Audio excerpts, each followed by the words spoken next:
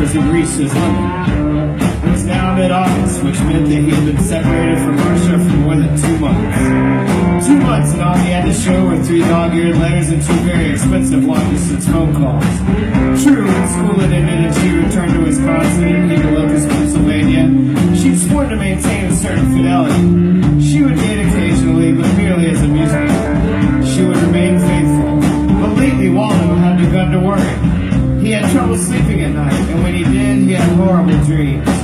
He lay awake at night, tossing and turning underneath his printed quilt protector, tears welling in his eyes, as he pictured Marcia, her sworn vows overcome by liquor and the smooth soothings of some Neanderthal, finally submitting to the final caresses of sexual oblivion. It was more than the human mind could bear. Visions of Martha's faithlessness haunted him. Daytime fantasies of sexual abandon permeated his thoughts. And the thing was, they wouldn't understand who she really was. He, Waldo alone, understood this. He had intuitively grasped every nook and cranny of her psyche. He had made her smile. She needed him, but he wasn't there. The idea came to him on the Thursday before the Mummers Parade was scheduled to appear. He had just finished moving and edging the Ellison's Lodge for $1.50. He had checked the mailbox to see if there was at least a word from Marcia. There was nothing more than a circular from the Amalgamated Aluminum Company of America, inquiring into his owning needs. At least they cared enough to write. It was a New York company. You could go anywhere in the mails. Then it struck him. He didn't have enough money to go to Wisconsin in the accepted fashion. True, but why not mail himself? It was absurdly simple. He would ship himself parcel post, special delivery. The next day, Waldo went to the supermarket to purchase the necessary equipment. He bought masking tape, a staple gun, and a medium-sized cardboard box. Just the right size for a person of his build. He judged that with the minimum of jostling, he could ride quite comfortably. A few air holes, some water, a selection of midnight stacks, and it would be as good as going tourist. By Friday afternoon, Waldo was set. He was thoroughly packed, and the post office had agreed to pick him up at 3 o'clock. He marked the package fragile. Then he sat curled up inside, resting in the foam rubber cushioning he thoughtfully included. He tried to picture the look of awe and happiness on Marcia's face as she opened the door. Saw the package, took the deliverer, and then opened it to see Waldo finally there in person.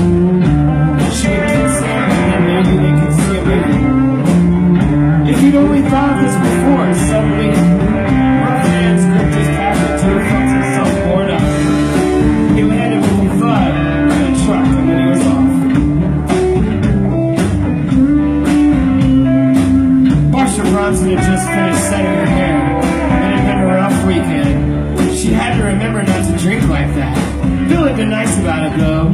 After it was over, he said he still respected her, and after all, it was certainly the way of nature, and even though, no, he didn't love her, he did feel an affection for her. And after all, they were grown adults. Oh, and Bill could teach Waldo. But that seemed many years ago. Sheila Klein, her very, very best friend, walked in through the porch screen door into the kitchen. Oh, God, it's absolutely maudlin outside. Ugh, I know what you mean. I feel all empty, she said. Sheila ran her finger over some soft grains on the kitchen table and winked her finger in her face. I'm supposed to be taking the soft pills, but they make me feel like throwing up.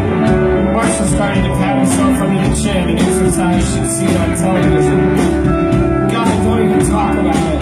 She got up from the table and went to the sink where she picked up a bottle of pink and blue vitamins. What one? They're supposed to be better than steak. I don't think I'll ever touch a daiquiri again. She gave up and sat down, this time near the small table that supported the telephone. Maybe Bill will call, she said to Sheila's glance. Sheila nibbled on a cuticle. After last night, I thought maybe you'd be through with him. I know what you mean. My God, he was like an octopus, hands all over the place, raising her arms upward in defense. The thing is, after a while, you get tired of fighting, you know. And after all, I really didn't do anything Friday and Saturday, so I kind of owed it to her. She started to scratch. Sheila was giggling with her hand over her mouth. I'll tell you, I feel the same way, and even after a while,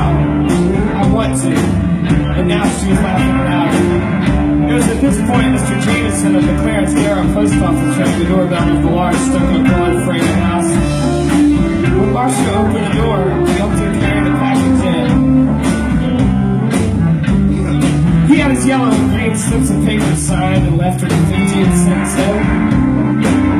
"What do you think that is?" Sheila asked. Marcia stood with her arms folded behind her back.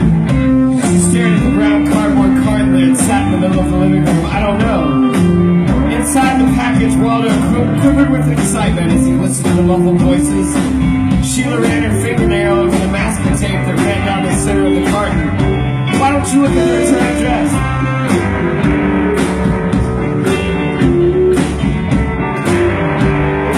Waldo's heart was beating. He could feel the footsteps. It would be soon. Marcia walked around the carton and read the address label.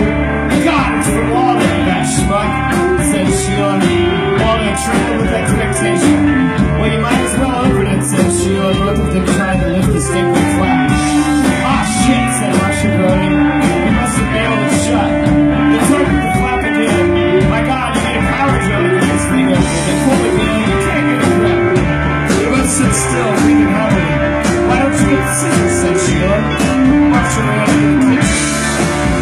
All she could find was a little sewing scissor. Then she remembered her father kept a collection of tools in the basement. She ran downstairs, and when she came back, there was a large metal sheet. And "This is the best I can find." She was very out of breath. "Here, you do it. I'm gonna die." She sank into a large fluffy couch and exhaled noisily. Sheila tried to make a slip between the masking tape and the end of the cardboard with the sheet metal cutter, but the blade was too big and there wasn't enough room. "God damn this thing!" She had a feeling very exasperated. Then she said, "I've got an idea." "What?" "Just watch," said Sheila, touching her finger to her head.